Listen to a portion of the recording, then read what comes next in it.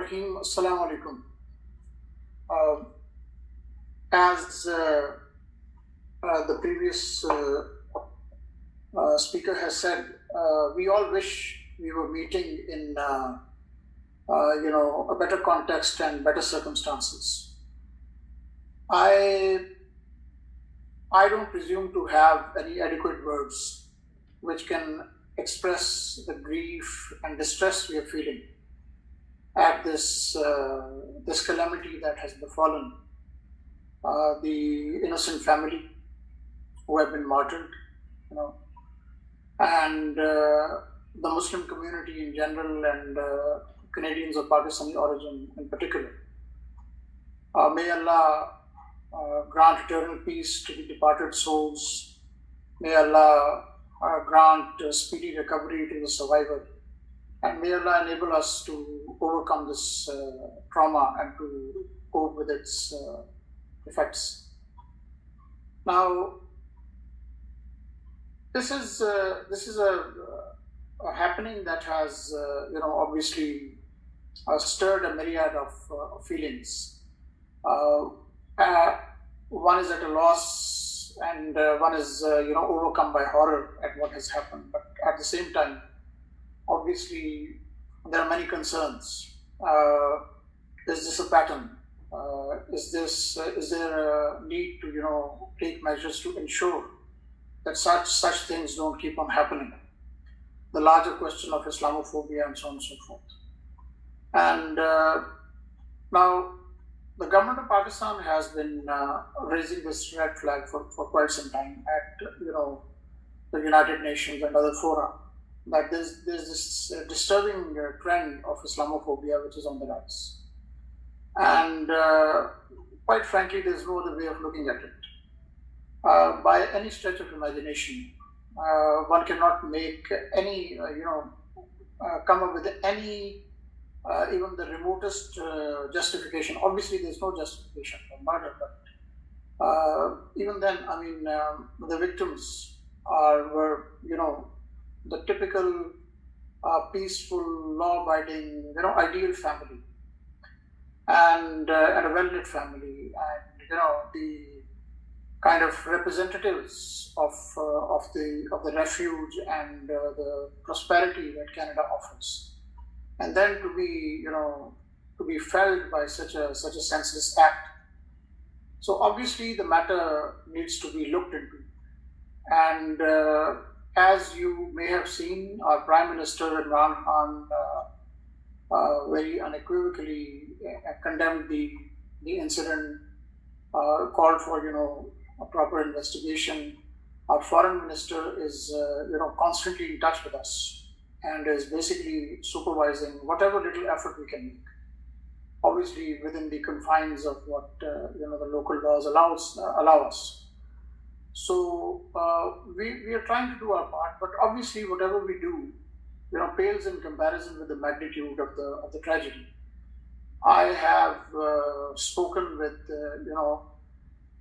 the brother of the deceased, Salman Afzal, and then also his brother-in-law, and earlier today I spoke with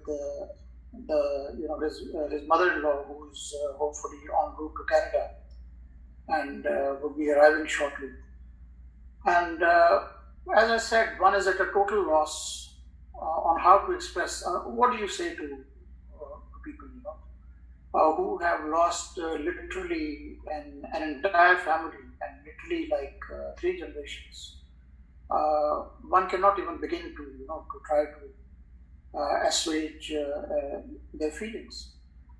But then one is also comforted by the fact, and this is where we realize the value of the gift of faith that God Almighty has granted us. Without remembrance of Allah, and without recourse to His mercy, one simply cannot survive something of this magnitude. And they've been martyred, and what is the status of martyrs in Islam. And obviously, it will be a source of, inshallah, salvation for those who survive them, who will have to carry the burden of this enormous tragedy, and obviously the community at large. So what do we do? Obviously, I can't presume to tell so many wise people, who are in this meeting on what to do, but obviously there are individual responsibilities. Individual responsibility as Muslims. We have to show the world that, what is the true face of Islam. And whoever tries to, pass off violence in the name of Islam is misguided. And we have to sensitize the world to the fact that Islam does not make any provision for racism, for superiority over others, and then unbridled materialism. Many of the things that ail the world today. Islam does not visualize, a battle or constant conflict between civilizations or between religions or whatever. Islam does get a lot of press, bad press and, mudslinging and so on and so forth. But then Allah is above all these things. Subhanallah amma yusifun. So there's nothing that human beings can actually do about it. And yes, Islam is the fastest growing religion. Not perhaps because of us, but in spite of us. And because God Almighty grants guidance. And we obviously have to, look inwards also, then, take care of the community, also be vigilant, because obviously now a certain sense of foreboding has crept in. And then, mobilizing efforts. Our government is trying to, create a synergy with OIC and other countries at the UN and all these places. And obviously against all kinds of extremism. Not that there's no good extremism, there's no good terrorist. There is no, and we have to keep emphasizing that whoever kills supposedly, purportedly in the name of Islam is wrong, he's lying. There's no provision for that.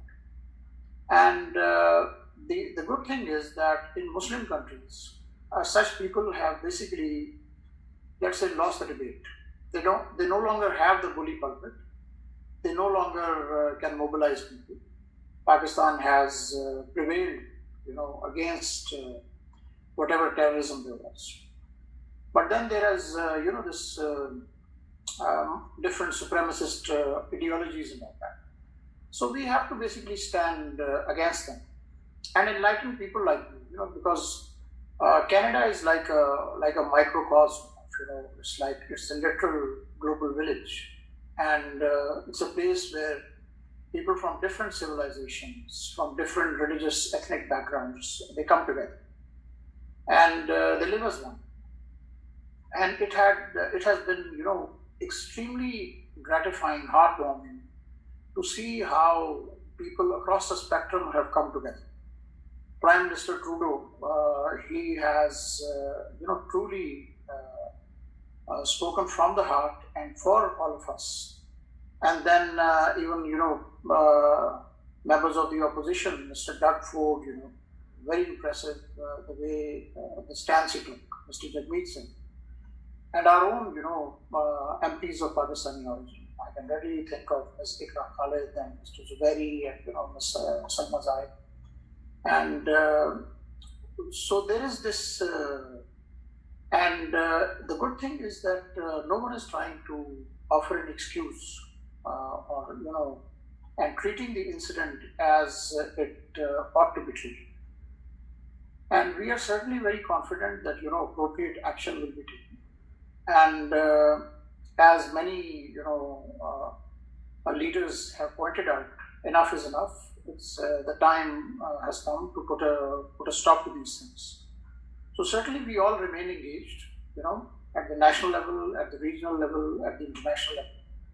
And may Allah, grant us success, give us strength. It's not an easy task. We live in a very, fractured world, and we have to heal it. Different conflict zones in the world have shown us that there's no solution. You cannot put down aspirations of people, with force, or you cannot coerce or, taunt people into following your way. And so we have to have this genuine empathy and understanding. As you know, the Imam Sahib will bear me out that, the concept of lakum deenukum waliyadin that you have in Islam. Everybody is free to practice his religion, and there should be mutual respect and tolerance. So, ladies and gentlemen, thank you all very much, for gathering here. This is perhaps, the least we can do. It's a very minuscule thing, given the magnitude of the tragedy. And may Allah, give us solace, and especially, to the bereaved family, to the survivors, and let us all pray for the young child, and inshallah he will come out of it.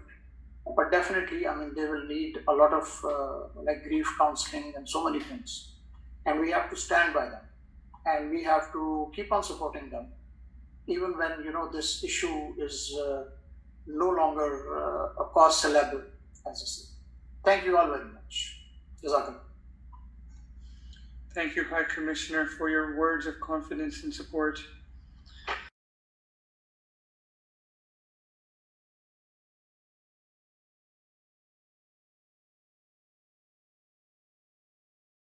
I'd like to invite His Excellency Mr. Raza Bashir Tarar to say a few words. Bismillah ar-Rahman ar-Rahim. Assalamu alaikum. Honorable MPs, CPAT office bearers, ladies and gentlemen. To say that it's a somber or sad occasion does not even begin to scratch the surface. We are all horrified, we are all heartbroken and in a state of shock, and trying to make sense of what has happened. Especially in a country like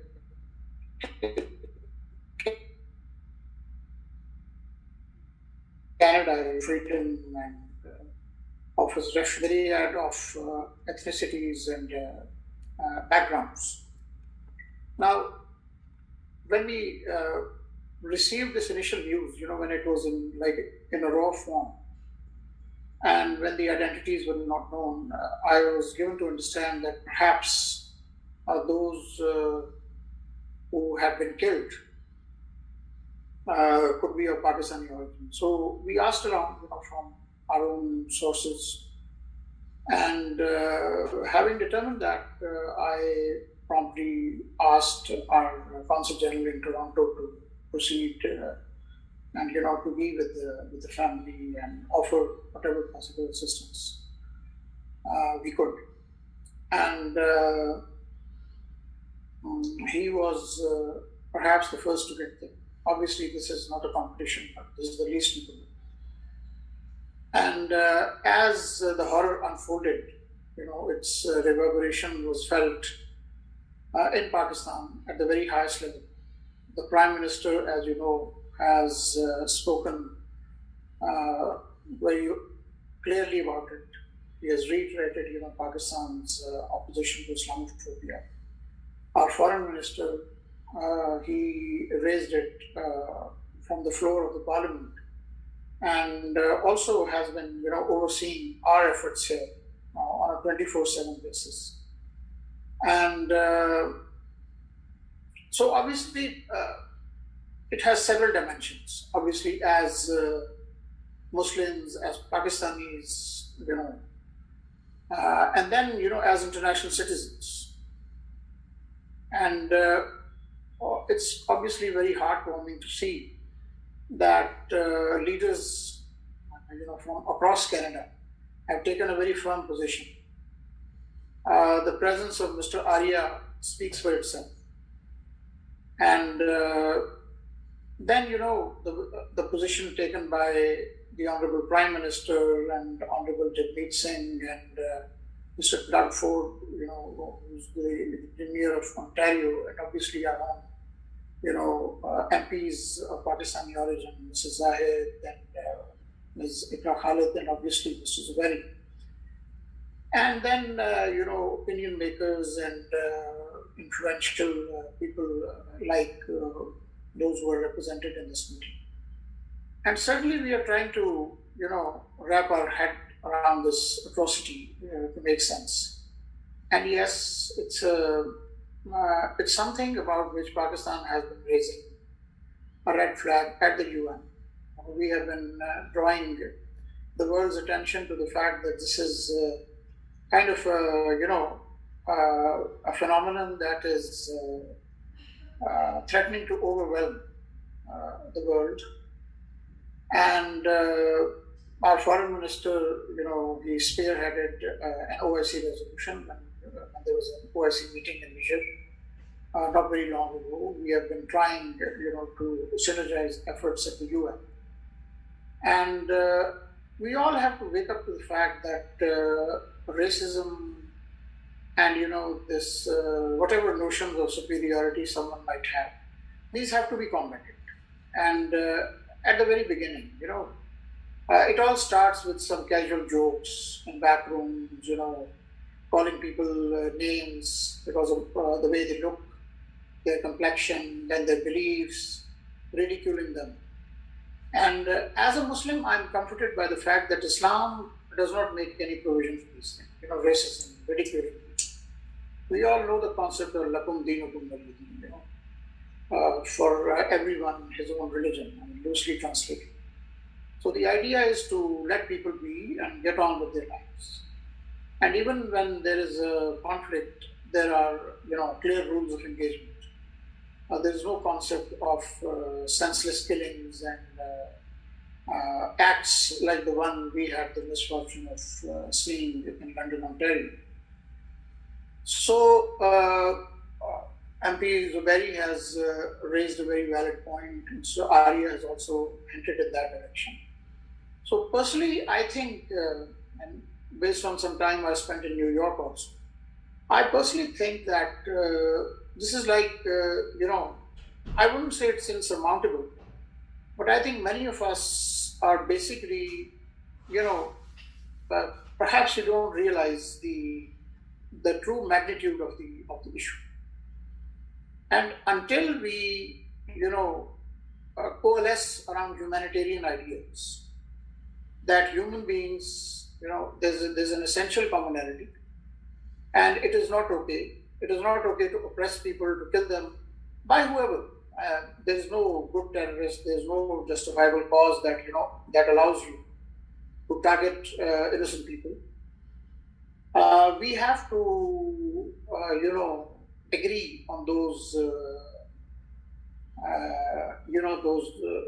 like the Charter of Human Rights, for example, and then avoid the blind spots.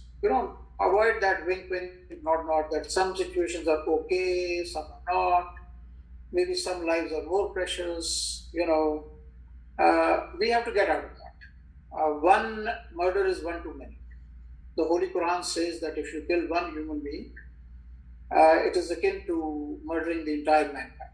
God Almighty does not say use Muslim or a believer in that. It's basically any human being.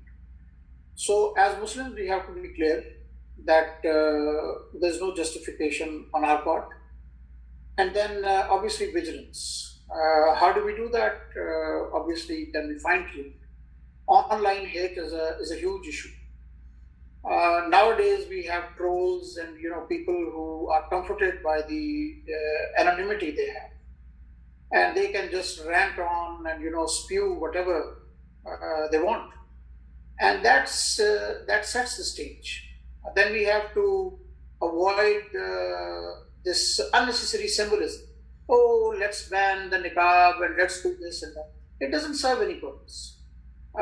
We cannot win theological debates by criminalizing religious symbols, by making people uncomfortable that if you're attired in a certain way, oh my God, your life is in danger. It doesn't work. And, the theological debates will not be won this way. So we have to, get off these hobby horses and high horses and basically call it out the way it is. And then we need to avoid these, these coalitions that sometimes we find. We have seen an unfortunate trend of certain groups tending to band against Muslims. very conveniently saying that whatever ails the world is probably because of Muslims. And I'm willing to have a debate with anybody. I'm even willing to appear before a parliamentary committee if procedures allow, and we can have a debate on what harm Muslims have done and what others have done. And I can assure you, there won't be much material against Muslims. Many things have been glossed to, but it's high time. And then what has happened in London, Ontario, has basically shaken the very foundation of the sense of security there. It's like in some horror movies, if you permit me to say that, there's one way of creating excessive horror is to basically attach something ominous with something which is very innocuous looking or secure normally, like a toy becoming a killer or something. It's kind of like that. You're taking a walk, you have no idea what is headed here. And quite frankly, if people start turning vehicles into weapons, no amount of vigilance is going to suffice. So there are so many, cars on the road, trucks on the road, and it's predicated on that unspoken understanding between human beings that it's like you presume that when you stand on a sidewalk or you're trying to cross the road, the other person is not going to mow you down. So imagine, if we start getting felled like this, God forbid, and then in a place like Canada, and so I just pray, first of all, that God Almighty, accepts the martyrdom of the innocent people who have been killed, grants full and speedy recovery to the survivors, and then enables their kith and kin, like Sharik Sahib and the relatives that I have spoken with, Mr. Umar, and then the brother-in-law. Earlier today, I spoke with the mother of Madhya Sahiba, who's hopefully en route to Canada. And one is at a total, loss. What do you say to them? And ladies and gentlemen, I will finish on the note that this is something that is not going to go away that easy.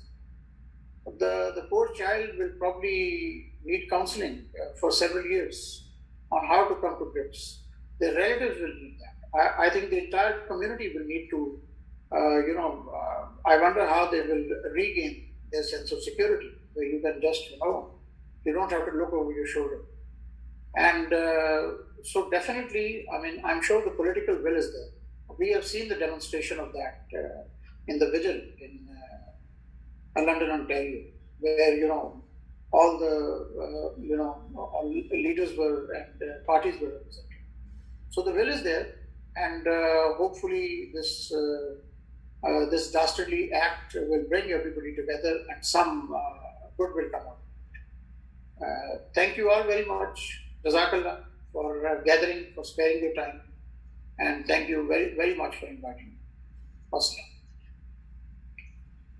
Thank you, Your Excellency, for always standing with Pakistani community in their thick and thin. Thank you, Nasaba.